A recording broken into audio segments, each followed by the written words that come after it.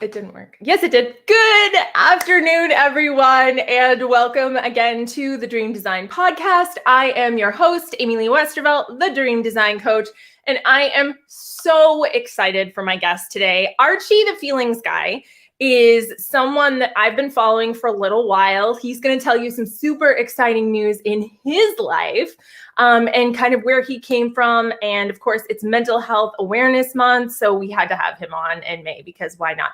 But you guys are going to love, love, love him. I can't wait for you to meet him in just a moment. See you soon.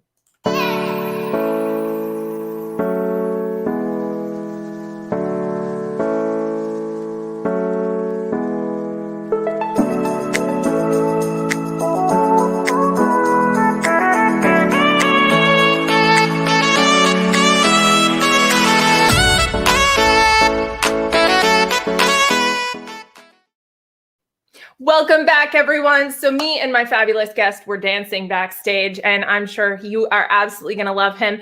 If you guys find value in this, please share it out to your pages, to your groups, to your friends. Let them all know because we are about to hang out with a future superstar. And with that, let me bring on the incredible Archie. Welcome, Archie. How are you? You know, I am loving this dance party. I was getting it over here. That was good. That was a good jam. I am happy, and I'm happy to be here. I'm so glad that you're here. So there's so much to talk about with you. And obviously we don't have a ton of time. So I want to dig right into it. Tell us a little bit kind of about like where you started. Like what was your like regular life before the hero's journey kicked in? Oh, wow. Okay. Where did I even start? Okay. So I probably should at least share that like I did get my dream. Like, right. Like we had these dreams going up. I got it. I went to New York. I performed. I did the thing. I like 525,600 minutes. Like, I mean, I got it. And then I became a real good drug addict, like real good. And that but like that really addiction and mental illness kind of ripped away my first career. So I did get the dream. And then I thought that I was recreating this other one in higher education. So I've been in the higher education space for almost 15 years now, either as a volunteer, as a professional staff member. And my last job with an insurance and a paycheck. Remember insurance and a paycheck? Oh, Lord have mercy. When that direct deposit came in, I was the vice president of health and safety at an umbrella organization that supports all fraternities. And I loved what I did. I did not love the politics. I did not love that piece. If I could have just done my job and helped people and helped save lives, which was what my passion and is my passion, that'd have been okay. But I didn't like the politics. And so that was what I did before we got to now. So first of all, you don't know this about me because why would you? Giant redhead. And in college, I had an independent film festival and Anthony Rapp came and he was in my car. And I will never forget, I had the liner notes for because the movie had just come out, right? And he looks at me, deadpan, like seriously, and he goes, "You look a lot like my friend Adina." You know, I actually thought that. I'm not kidding. Like, so that was kind of the highlight of my life. I mean, you'd have been like, "Can you record that, please? Can you say it? I'm going to play it all the time." Yeah. I always show people. I have, you know, the libretto or whatever, and the little liner notes thing, and I'm like. He pointed out to me how everybody had their water bottles on the stage. And so every time I'm like, you guys, so here's where he signed it and said, even though I'm not Adina, I will happily sign this CD. And then over here's where he showed me how everybody's water bottles were on the stage. And they're like, okay, AmyLee, you're a little weird. Well, yeah, no, Broadway are my rock stars. Broadway and thought leaders, you know, celebrities in Hollywood, you can keep them. No offense, Brooke, I love you. But like, honestly, it's really about like people who have like a lot of talent. So anyway, that was my fangirl moment. I know, I love it. So, okay. So when we're talking about, so what you do today, right, is very different. And we're going to talk about something really exciting that happened for you in a couple minutes, but tell me a little bit about the departure from, you know, you're like you were saying, the insurance and a paycheck, you know, which is very much not overrated when you're getting it. And then you're like, hold on a second. Wait, so you're telling me I don't have to pay to not be sick anymore? Like, how does this work? Like, I don't have to pay you in case maybe someday I don't take care of my, So tell me more about that. Yeah. So in January of 2020, so I actually told people in October of 2019, I told my boss, because I loved working there. I was like, listen, I'm just letting you know, this is what's going to happen. So I had a very long off ramp on purpose to take care of my fellow employees and make sure they were set up well. But in January of 2020, I thought, you know what? What better year in our life to start a business than 2020? And so, friend, I tell you, I jumped. I jumped, and I believed that there wouldn't be holes in the net, and there wasn't for 3 months. And then the holes got really big. But I will say that if you're going to start a business in 2020, at least praise baby Jesus and the gold lame diaper that my business was not called Learn How to Hug. Because if it had been that, I would have been in trouble. At least it's mental health, self-care. And also now I do a lot of, I know this is light and fluffy, but I also do a lot of suicide prevention work. Because that, I don't think we all realize it. If people don't realize the mental health crisis that is coming, you're not paying attention. Like, you're not paying attention. Yeah. So I want to be in there in the trenches. I literally came from doing a keynote here, and I think people are always so surprised at how much fun they have. And I'm like, mental health programming doesn't have to be boring. Like, come on. So I really live in the helper lane and really try to help people out today. Totally got that little Jimmy from South Park reference right there. Come on. Come on, people. I love it.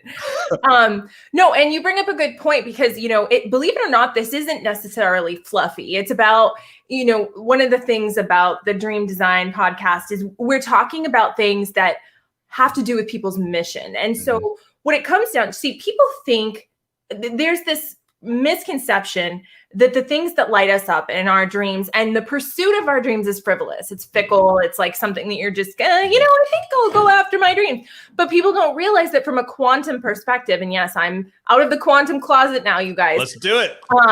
From a quantum perspective, we made some kind of agreement wherever we came from and said, hey, I'm going to come here. I'm going to do this job. Just like when you're in the military, right? My husband's in the military, and it's like, okay, you're going to do this, sign your thing. Here's your bonus. Well, it's the same thing when you come to this planet as a soul. Congratulations. You won the lottery. You get to come to Earth, and you're going to do mental health, prevention, blah, blah, blah, sign right here. And then it's like, you come to Earth, you're born, you forget all of that, right? Like that's not there. And then you spend your life trying to find your way back to that dream. But here's the interesting part of that. And I know this is about you and not me, but I have to make this point, is that the feelings we get when we do the dream work are like, set your soul on fire. I could do this all day. And that's because the universe intentionally incentivizes those things. Go figure. They're creating feelings inside of you to say, go closer to this. But it's like, and I use this example all the time. It's not for everyone, but for some people, you go look at like political comments on like a thread, and it's like, I would rather have diarrhea for 3 days, and there's a reason for that, because that's not what you're supposed to be doing. Right? Like, the universe is going, yeah, I don't want you to do that. So I'm going to make it feel yucky. So you stop doing it. It's called the de-incentive, right? Or disincentive, or I don't know, it's something incentive with a suffix on the front.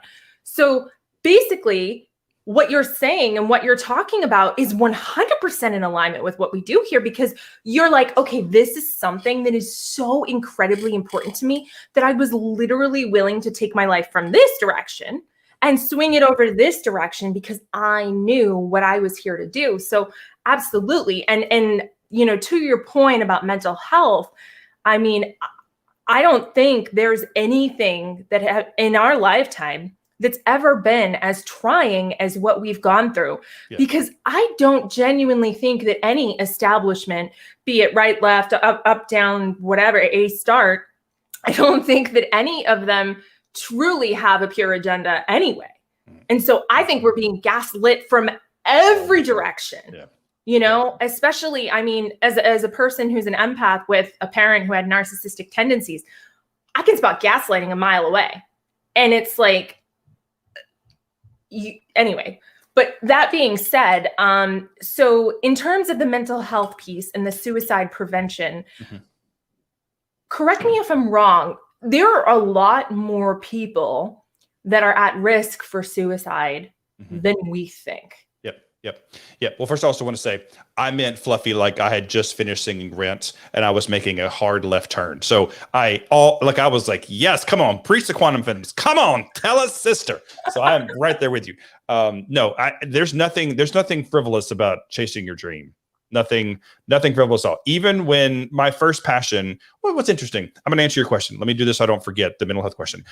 When I would be on tour and we would do talkbacks, it's very normal for a tour to do talkbacks with high schoolers. And it would always be like the high school theater people. And they were like, I want to be a performer. And we would borrow a line from Sister Act and say, when you wake up in the morning, if the first thing that you think about is not performing, don't do this. Don't do it, because it's so hard. And there's so much mental anguish that I didn't even realize until years later. But it's so tough. So chasing your dream, not fluffy at all. Yep. So there are 51 million Americans who have been diagnosed with a mental illness, 51 million. And what I really love about the World Health Organization is that they have added so also let me just pause and also say to all the humans out there, mental illness and mental health are different things. Okay. So when we say mental health, we're literally talking about our mental health. Like we all have physical health, we all have mental health. But I'm really glad that this topic has come more into the media. But like we need to use the right words. But there's a word they've coined called mental health challenge. I love it because it expands the people that we can support and talk about. We all either have or will experience a mental health challenge in our life, just like a physical challenge. Like you get a hangnail, that's a physical health challenge. So we will all experience a mental health challenge. But yes, there are humans out there that are keeping everything bottled up because they don't want to bother anyone else. Stop it. Let's stop this bother people thing. And let's actually have a conversation about our feelings, because the absence of that is what is leading people to contemplate, do I want to be on this planet, which is not a place we need to be. Mm-hmm. And, I wasn't even thinking of this when you said that before, but I've got to tell you a little bit of my story kind of. So I used to work with empaths and highly sensitives, and my group was called Unstoppable Empaths. And there was something kind of missing there. And I remember I got word that Kate Spade had committed suicide. And Kate Spade was an icon for me. In fact, when she died, I was really devastated. I ended up being in like Business Insider. Like I was the first Instagram they must have grabbed. So I was like the Kate Spade girl. But anyway, I knew unequivocally, again, being psychic, being empathic, I knew where she had been. And like, I knew what she was feeling as if it had happened to me, like I could feel that like she had been narcissistically abused. I could feel that she was like, yeah, I have all this stuff, but really like, where am I? And so I vowed that I wanted to make sure that empaths never felt like that anymore, right? Because we tend to eviscerate ourselves on what I call the altar of altruism, right? Like we just are like, here's all of me. I don't deserve to exist except to serve you. And there are some people that really glom onto that, AKA the narcissist. And so, when you're talking about this, you might have somebody in your life who potentially has these, tendencies or these ideations, and you won't know it, like you said, because they don't want to bother you. But, I'd be a lot more bothered to have to take work off to schlep to somebody's funeral than I would to get on a conversation with them and be able to talk them off a ledge, truth be told, right? Yeah. Like, I don't want to hear about it after the fact. I'd rather you bother me now. Mm-hmm. And so, but I think also we underestimate how normal ideations really are. Yeah. I mean, normal people have thought, like I've had thoughts of like, this is so hard. And it's not that I want to kill myself, so to speak, but it would be really cool not to exist right now. Mm-hmm. And that is a form of ideation. Or another thing, especially when I would, and guys, full disclosure, AmyLee apparently has the truth serum today. When I first had kids, I would get that whole call of the void thing. And I would be terrified. I remember we were in like a mall and we were on a second floor. And I'm like, don't let me hold the baby, because heaven forbid something should happen and my brain goes crazy. Mm-hmm. Like we underestimate how normal these feelings are. And so I love that you have this part of you that's like, yeah, like I'm the Broadway dude, but also this is really important. Yeah. And you juxtapose those things in such a way that people like me feel like they can pour their hearts out about crazy things. So thank you for that. Oh, you're welcome. And what's funny is that, when we talk about chasing dreams, I really never thought, like when I stopped performing, I never thought I would love anything as much. And I love this more because I am still being this guy that has stage presence for days. And I know that allows you to lean in. And then once you've leaned in, then I teach you some really important things. And in one of the ways that I do that, and I think people, when this like bother thing, it's because we're asking the wrong questions. Like when I say, how are you today? I don't really care. I mean, let's just be really honest, friends. How are you today? We're really just saying hi. So just say hi. Just say hi. And don't ask, how are you today? And if you really care, ask, how are you feeling? How are you feeling? Not how are you today? How are you today means nothing. And I really believe that if we can change the way that we greet and interact with each other, I firmly believe we can help save lives, because we will create this culture where it's okay to be sad. It's okay. P.S. It's okay to be sad. It's okay to be scared. It's okay to be terrified. When I launched my podcast, friend, I was terrified, because that is like, you're just putting it out there into the world. And for anyone to say whatever, and I mean, I read comments. People say not to me currently, but people can say some really nasty things. I was terrified, and so I own that. And people are like, "Are you sure you should say that?" And I'm like, "Yes, that's how I feel right now."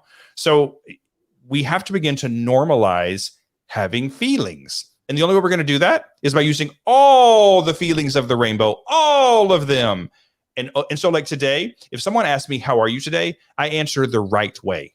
So if they say, "How are you?" I say, "Well, I'm excited, but I'm also a little sleepy." And they're always like, like I did an interview yesterday, and this woman, when she called me, she said, "How are you today?" I answered the right way, and she kind of giggled, and it was very clear she didn't care. She didn't care. She was just like asking me, "How are you today?" to be polite, but yet I'm going to show up authentically. So I encourage all of you that are listening, show up authentically. Ask the real question. Ask, how are you feeling? And then just listen. Be prepared to listen. Whatever's coming next, just listen. And if you don't want to say that, just say hi. Just say hi. I love that. So that being said, first shameless plug of the conversation. Are you guys totally loving Archie? Do you see why I think he's so fantastic? He's so great, right? I love him. Oh, yes, yeah. Oh, I want the round bubbles. Hold on. I don't like the pointy ones. Okay, that's better. Okay. All right. So this is where you can go to listen to his podcast, which is called What a Feeling. We're not allowed to sing it because Flashdance will come after us, but just sing it in your head. It's fine. And he is currently ranked, what is it, 112? 112. 112. Yeah. So you guys need to bring that up. Okay. Like seriously, go follow this, listen to it. Oh, look, I'm actually pointing at it. That's so cool. that's really good. That actually, sounds kind of cool. Like no, I'm not going to try that, but so go ahead and if it resonates with you, share it with someone who might need it. And definitely, subscribe. That's the other thing. Oh no, and rate it too. Rate and review it. That's what really helps climb it. I currently have more stars than I have written reviews, and apparently iTunes listens to them both. But I've had some humans that have shared some things that have been like, I heard this guy speak. I haven't listened to the podcast yet. I can't wait for this to, that's a very honest review, and it's still a positive review. So anybody asking you to lie, but I will also say, listen to who's singing that theme song. You might recognize him. How many podcast people can say they wrote and recorded their own theme song? Okay. So check it out. Because I sure did. That is pretty cool. I sure did sing it. So speaking of really cool things, and you got really blurry for a second. I'm not sure why you're so blurry. Oh. It's okay. I'll stop moving. No, it's not that. I think your connection's a little bit bad, but that's okay. Don't judge my connection. Don't judge my connection. My connection is cute. Don't judge my connection. Oh my God, I love you. Okay, so hold on. Someone might be DMing me that your connection's bad. Okay, that's fine. I don't care. So you have something super exciting and fun and super cool coming up, and I want you to be the one to share it because I will butcher it. Hi, Mikey. Hi, how are you? Oh yes, Lady in Red. Well, it's more like Mikey. burnt sienna, but you know, it's close. Definitely close. It does show up red on there, doesn't it? Okay, tell us the big exciting news. I want to know why Mikey's not commenting on my outfit. Like I'm a little upset, Mikey. You don't like my bunnies? If you could see Mikey? the outfits that Mikey wears, OMG. I mean, Okay. I told him I want him to take me shopping. He's got like the gold lame, like he hangs out with people in Hollywood, like all those. Come on, Mikey. Stuff. Come on. Yeah. Let's be friends. Yeah, you will love him. Oh, hi. Okay, yes. So am I better? Am I still blurry? You're way better. Okay, good. So these words are so weird to say, but I leave for Miami a week from Sunday to film a TV show. It's so strange. But it's very exciting. It's very exciting. So it's called The Social Movement: 4 Days to Save the World. I think season 1 launches this weekend. I think on Amazon Prime, Roku, Apple TV. Wait, how does it? Oh, season 1, the one they already season did. 1, yeah. So they filmed season 1 a long time ago, and season 2 was supposed to be right. Okay, yes, Mikey. Season 2 happened. It was supposed to happen right afterwards, but of course, the world stopped, and so they paused season 1 coming out to be a little closer to season 2. So, if in your mind, and when I say this TV show, I do not like this man that was okay, but I just have to say it. If you think The Apprentice and then marry it to Shark Tank, that's what it's like. So The Apprentice Tank. Well, yes. To be fair, just so you know, so when you make this in the future, Martha Stewart also did An Apprentice, just so you know. That's right. Okay. I watched every episode of An Apprentice. Yeah, we'll think that version. Okay, so Martha Stewart's version. I'm going to start clarifying that. I think you should. Because I've also tried to find a new word for one up. I just can't say that word anymore. I just can't. I can't say the word, so I have to think. Thank you, Mikey. I'm not going to tell you where this came from because you will judge me so hardcore. But let's say it came from New Royal. I just switched the words. New Royal instead of the other words that are close, the opposite of that. Or actually New Purple instead of Old Navy. That didn't work. Okay, anyway. Mikey's like, I'm not going to be friends with this person. But the idea of the show is that your team has 4 days to come up with a viable business. Wait, hold on. We're not even doing this in a voice. I feel like there's no sense of urgency whatsoever in what you're saying. So back it up. Your team, go ahead. Oh my gosh, I love this experience. So the team has 4 days to come up with a viable business opportunity, and you pitch it to investors. What's cool is that the viewers will also be able to invest. So if you like what you're seeing, you can invest remotely as well. But the company has to solve a social issue. I have been elevated to team captain, which is you haven't even met these people yet? No, but I like excited and scared. If you know musical theater, like that is exactly how I feel. To be leading this team, I think that means I have to do the pitching as well, which is exciting but also terrifying. But I feel pretty certain that I'll be focusing on the team working to end suicide, which as a suicide attempt survivor, that is a very special thing to me to be able to affect some real change. And so I'm just excited about being with other people who are like-minded, who have a passion for doing good in the world, but who are also okay with paying the bills. Like for me, when I finally settled into the fact that like, I don't have to be a pauper to be a helper, life changed. Like I can be able to afford a meal and still help people. So I'm excited.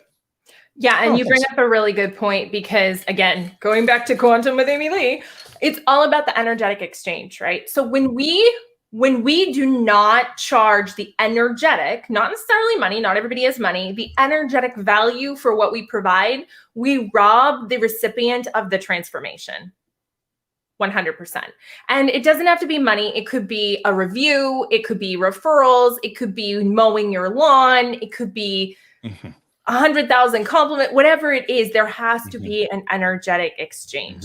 And when we don't do that, that person is never going to get the value out of, like, we're the one who's robbing them. We are. Yep, you know, 100%. It's funny. My life coach, you know, she was my life coach from way back in the day. I'm going to hook you up with her because she will love you. She's just the sweetest thing, and you would love her too. She's in LA. But anyway, she would, she was like, oh, this is my rate, whatever. And I'll we're going to do an hour and a half. I'll charge you an hour. I'm like, why? Charge me an hour and a half. Because that's the energy that I want you to bring. I don't want you to bring the I'm doing a favor energy. I want you to bring the, well, you know what? I got paid exactly. Let's dig in. Because I feel like when you get into a situation where someone's doing you a favor, you can't possibly show up in that energy in the way that you want to. You know what I mean? Like you will never be able to provide that level that goes along with what you claim you're providing. You just can't.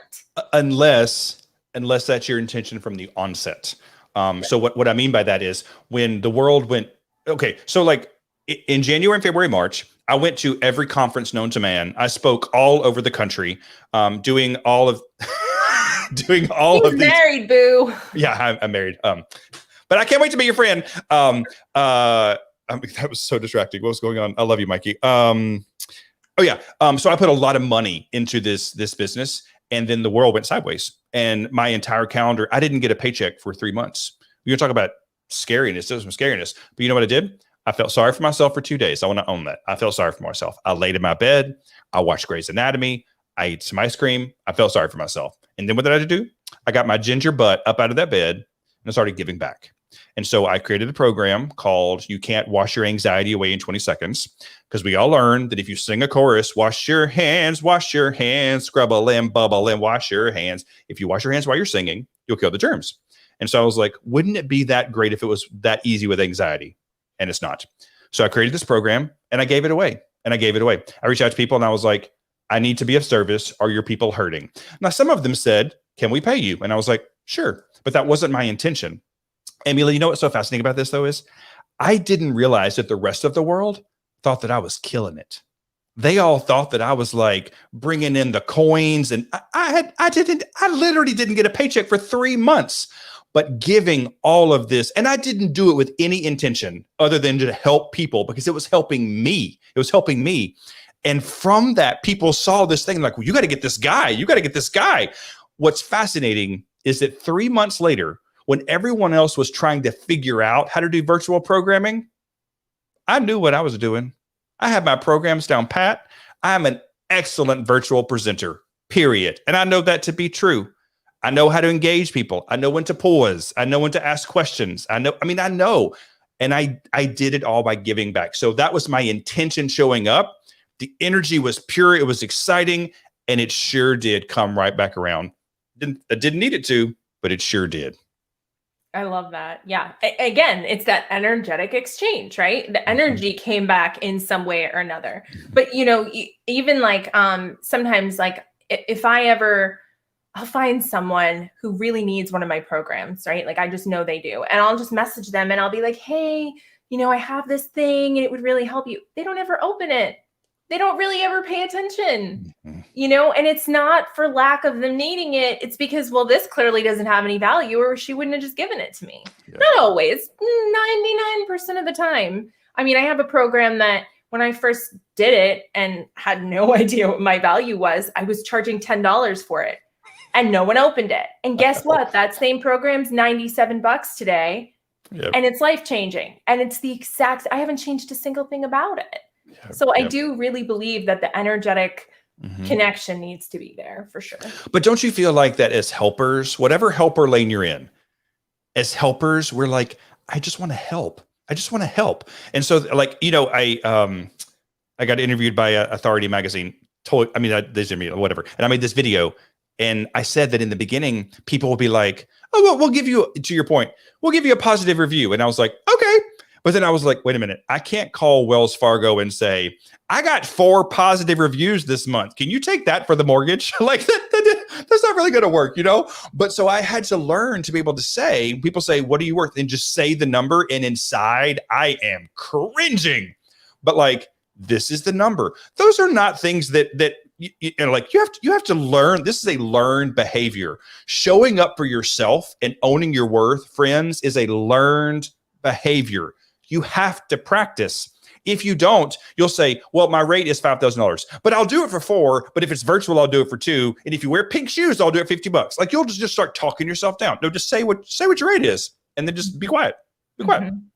Yeah, no, and you have to do that. And the thing with, you know, your rate, it has a lot more to do with what you need than what that, like the value, like it's like you're priceless. So you really have to base your rate on what you need to make. And like, I know some people are like, well, that's arbitrary. Well, all pricing is arbitrary, right? Like you have to figure out where's your energetic container? And then how do you do that in a way that you're showing up authentically for them? And it's also paying your bills. And people are like, wait, but that's so much. And I'm like, right, but that's what you've decided you need to make. Yeah. So the opportunity cost for you to do it for anything less. I know me and you we're like right here, right? Like it's so good. It's so good. I love it. I love that. It's so good. So with the logistics, so you haven't even shot the show. So there's no like, I can't tell you anything because there's nothing to tell us yet. But like, you know who the people are that are going to be there too, or? So we, so if you go on LinkedIn, you'll see that my picture on LinkedIn is like this yellow background. That's the branding of the show. And so I, you know, contractually we have to put up, you know, but I'm like, why would I not put this up? I'm going to tell people. So I found other yellow people on LinkedIn. Like we've all kind of looked for each other. I'm not kidding. And so we've connected, and there's some of the people that I'm like, I bet I'll be working with you. And like they announced that I was the captain. It was so bizarre, friend. When I met with the executive director, that was like the last step before you actually finally get cast. Right. And there's supposed to be like this, you know, 15-minute meeting. And within 10 minutes, he was like, hey, 1 second. And so then he canceled the next meeting, and then he canceled the next meeting. And he was like, just talk to me. He was like, you're doing the work. He's like, what are your thoughts? And so then at the end, he goes, I really want you to be a co-captain in one of the teams. Would you be interested in that? And I was looking around for Ashton Kutcher. I was like, what is happening right now? Like, I mean, what do you say to that? And as I was like, yes, sir. And so they announced that. And so then from that, more people kind of connected. So we're connecting a little bit, but we're not having a group call. They don't know what teams they're on before they get there. It's all part of the filming. So I don't know. Did they give you like a packing list? Because like, let's be real, like I got to geek out on the clothing side of this. Did they tell you what you need and stuff? So they said, what did they say? Smart clothing, because the person I'm talking to is British. And I was like, well, I've gained a few pounds. So, you know, we might have to go shopping for some smart clothing. They want us like sleek. They showed us this like, actually, I need Mikey, I need your help. They showed us like some of the brands, and I was like, okay, I have a toddler. I don't shop at like Sarant L'Enfant. Like I don't shop at these places. What are you talking about? What are you talking about? They sell it at Target. Otherwise, I don't buy it. So I need some help. I need help. Oh my god! I'm so glad I went to the ladies' room before this because I totally would have peed my pants. So okay, so you mentioned that you have a toddler, and I know that you and your husband have been potty training. And how's that going, or is that done? Okay, I feel like that we should write a book called Life Leadership Lessons from Potty Training. Because I mean, it's so true. Like you get it, but just one time. Now, last night we went potty twice before dinner, and we were like doing the pot, like Bill does a potty. Do y'all watch Bluey? Are y'all Bluey fans? I have 5 kids under 8. Did you know that? I didn't. Well, that's a lot. I love Bluey. I mean, I would too if I could afford them, but like we can't. Adoption is expensive. Can we just shout out that for a second? Wow. So like we do the potty dance, and it's so exciting. But for some reason, I don't know if I say this. For some reason, Cade he's a boy. For some reason he thinks he has to like hold his pee-pee before he goes potty. So he's like, I got a pee-pee. And I'm like, you could just tell me. There's no action that goes with it. Caleb does that too. It's ridiculous. And I'm like, what? Like, why? Why? Yeah. But so we haven't like potty trained past evening yet. We haven't even begun to cross that yet. But we're also we're not making a big fuss about it. Like, you know, at school, they were like, why is he the last kid? And I was like, because we're not doing this right now. There's enough. Do you want a little like 5 kids, like tiny, not advice, but like anecdote a little bit? Do it. Yeah. They do it when they're ready. Yeah. They do it when they're ready. Honestly, one day they just decide they're sick of peeing their pants and they do it, or their diapers or whatever. Yeah. Or they don't like, you know, I remember my son, he's 3 now, almost 4. He'll be 4 in July. And he speaks like, I'll let you meet him sometime. He speaks like you think you're talking to an adult.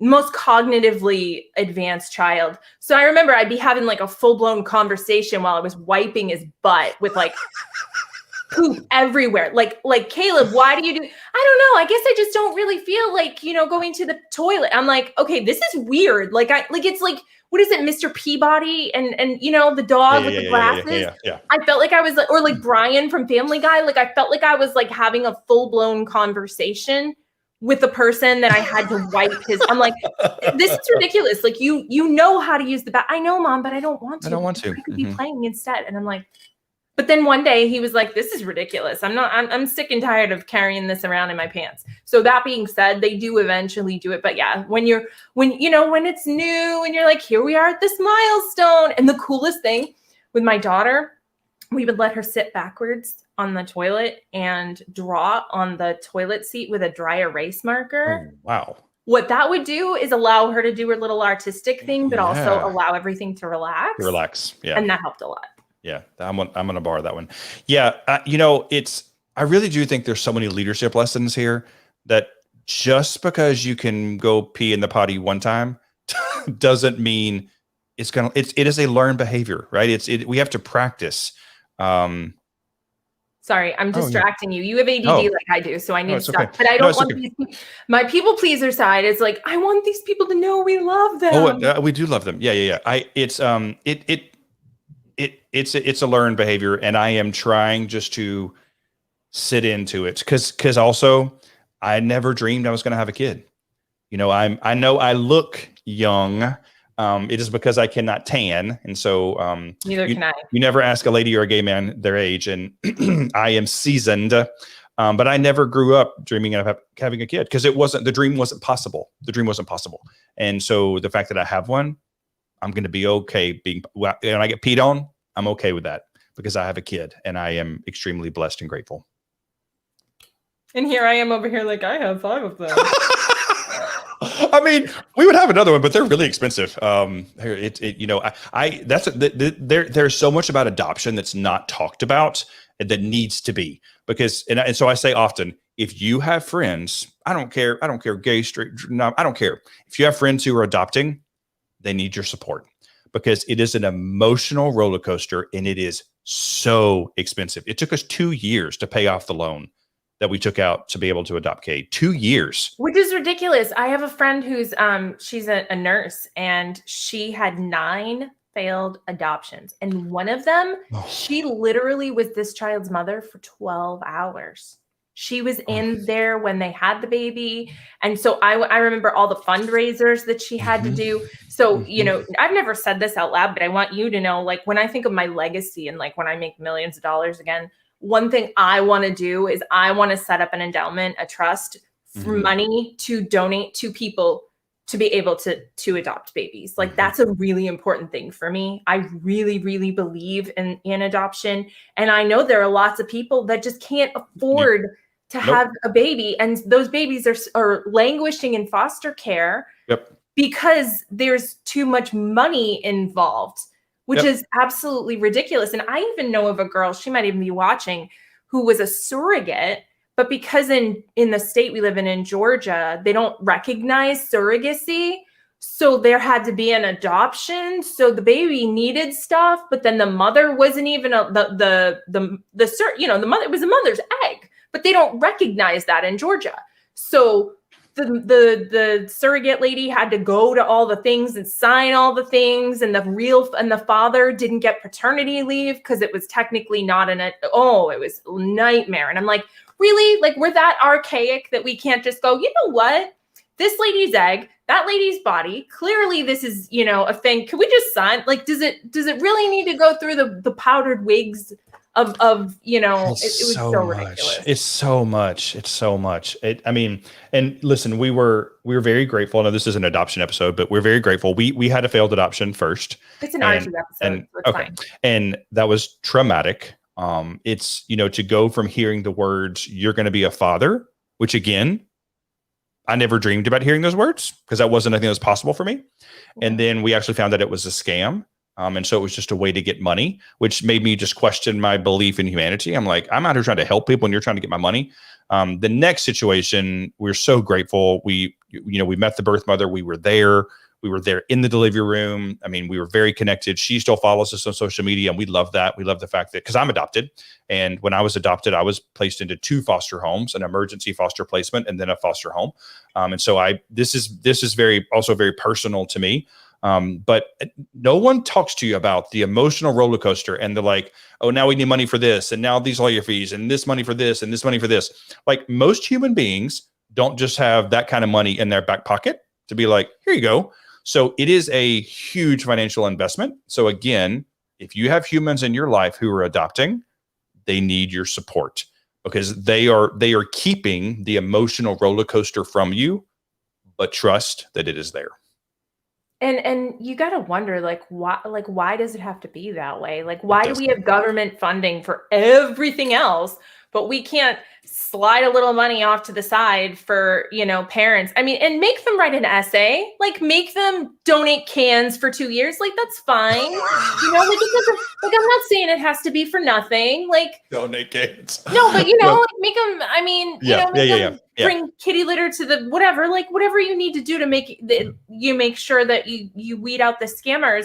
But there's got to be grants for that. Like, I would happily, there were a lot of things I would rather pay taxes. I would much less want to pay taxes for than that. Throw an extra $1,000 on my tax. Sorry guys, full disclosure. Throw an extra $1,000 a year on my taxes for that. I'll do that all day long. That's important. Well, and the hook, your point there, they get you with this, like, but there's this income tax credit. Okay, we expected that because they told us all this, we were going to get that money back. We didn't get it all back. And I was fuming, because that's part of the sell, that it's like, well, it's this much money you get to. That's not factual. So it is a system that is broken in many ways. And instead of all this yelling about, can you have water at a polling location, can we actually fix an actual problem? And this is an actual problem that we could fix. Mm-hmm. Yeah, I completely agree. Absolutely. Well, hopefully in our lifetime, it will be fixed, and there will be a lot more people that will, deserving people that will have their babies, because I think that that's important. Yeah. So, oh, my recording is telling me that I need to upgrade to Pro, and I'm like, I'm not upgrading right now. Not in the middle of a show, guys. Yep. So this is a good place for me to ask if anybody has any questions. Do you guys have any questions for Archie? Obviously, you probably want to go follow him on all the places. He does have this super cool website you can go check him out at. And I would do it soon, guys, because when he gets on TV, he's going to be too cool for you. That is not true. Today, he'll be like, hey, how are you? Next week, it'll be like... Can you talk to my people, please? Please talk to my people. Background, so I don't think you're anybody I need to talk to. No, but you know what's funny about Archie? The reason I met him is because we share a very awesome person in common, Veronica Sofer, who's like my bestie visibility strategist. We both work with her, so that's how we met. Otherwise, we never would have met. So I'm super glad that we did. Any questions? Hold on, let me looking for questions. And you guys know, as always, here at the Dream Building Entrepreneurs Group, we do have an after party. So there'll be a thread later on today where Archie can answer all your questions, especially given the stuff that he works with. If you want to ask questions privately where your grandmother doesn't see them in your news feed, you can join my group, which is Dream Building Entrepreneurs, and there'll be a thread for you to either ask questions that are a little bit more personal, or to even just get into a more intimate dialogue with Archie. So yes, it's a fun after party. Woo, this is so exciting. But also we want to let you know that will be available for you to have that resource. And even if it's someone that you know and you just want to say, hey, I know this person, what are the resources? He's a great person to do that with. So any last minute things to say to our audience here, Archie? Yeah, just to that point, I will just say, let me do a little bit, just a moment of teaching. I get asked a lot when I present, what are the signs and symptoms I should be paying attention for? If someone's in emotional or suicidal distress. And I've stopped answering that question in the way that you would think, because you were not going to remember. If I list all these signs, you're not going to remember at all. So instead, what I've started saying is, if there's a human in your life that is close to you, whether that be, a coworker you see all the time, a loved one, a friend, you know how that human shows up emotionally 6 days out of the week. You do. You know. So when they don't show up that way, lean in and ask if you can listen. Ask if you can listen. Can I listen? Can I just be present and listen? If someone is very boisterous and they're not, if someone is usually very engaging and they're not, if someone's kind of a smart ass, I don't know if I can say the word smart aleck, and they're not, there's a reason why. So you don't need a list of signs and symptoms. You just need to know how your people show up emotionally 6 days out of the week. And you're like, why 6 days, Archie? Even the Lord took a day, okay? The Lord himself rested for a day. So everybody gets a day, okay? And so when they don't show up that way, lean in and ask if you can be present and listen. Don't give your opinion, just listen.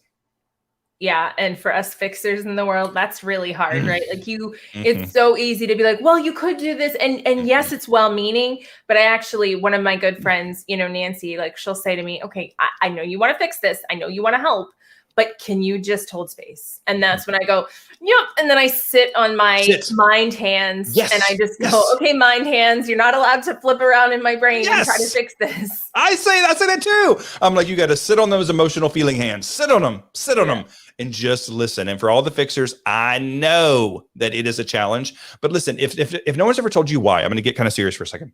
In my second rehab, because I had to go to 2 of them, my second rehab, one of my therapists said to me that your opinion could kill someone. And I didn't really understand that until much later in life. And then I got it, that in the addiction world, people probably see me as a success story, like quotation marks, like I got it. Okay, I don't got it. I got it for today. So people reach out to me to talk about that.